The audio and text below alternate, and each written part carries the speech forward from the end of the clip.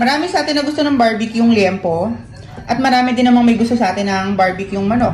So, ba't hindi natin pagsamahin? Meron akong liempo dito na pinatanggal ko na yung balat at saka yung mga buto.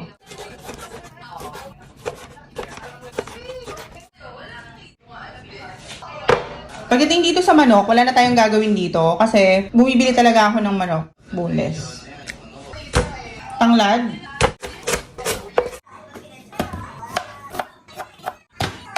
Kalamansi.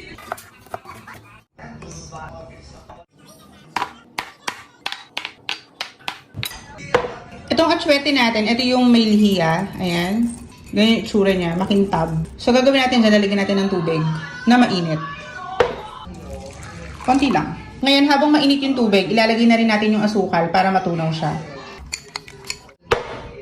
Nokma, liempo, Sprite, tanglad, luya, wangba, calamansi juice, patis, laurel, toyo, paminta. So, lalamasin lang natin ito ng malala. Nakalimutan ko yung nor seasoning.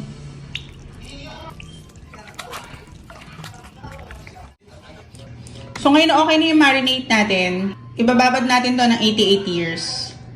Charot lang. Mga 2 hours, ganyan. Pwede na. Kung hindi naman, overnight, mas maganda. After 2 hours, ayan na siya. So, ang gagawin naman natin dito, dahil magkaiba ang luto ng liempo natin at ng nokma natin, dahil mas madaling maluto ang nokma at mas manipis kaysa sa ating liempo. Ngayon, pakukuluan muna natin tong liempo natin para pag inihaw natin, magsasabay lang sila ng luto, di ba? Nawasa. Silipin natin. Pag pinalambot natin, hindi natin siya matutuhord. So, para matuhord natin siya, ang kailangan lang natin is maluto siya ng very, very light.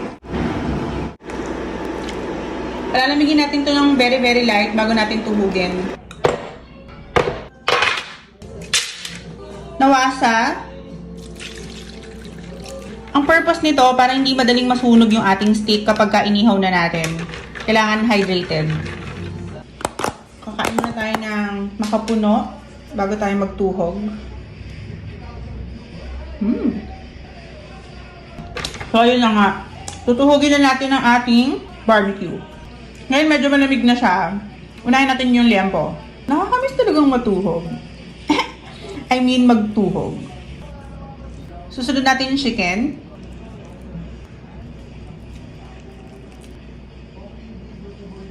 So, alternate siya.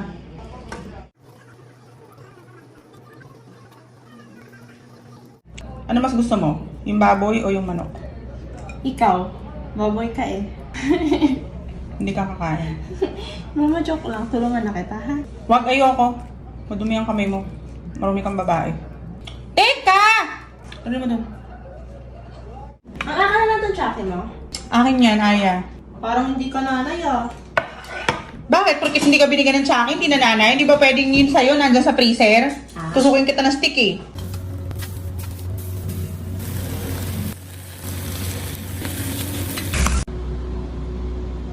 Gagawa tayo ng chicken oil fried rice. Chicken oil. Wangba.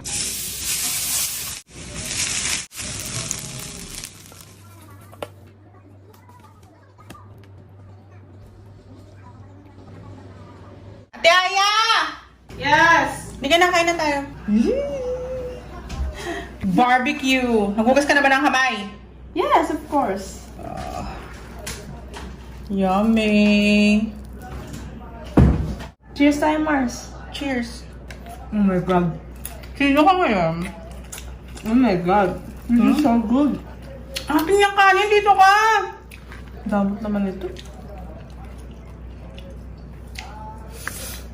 Naman ka na, may liempo ka pa.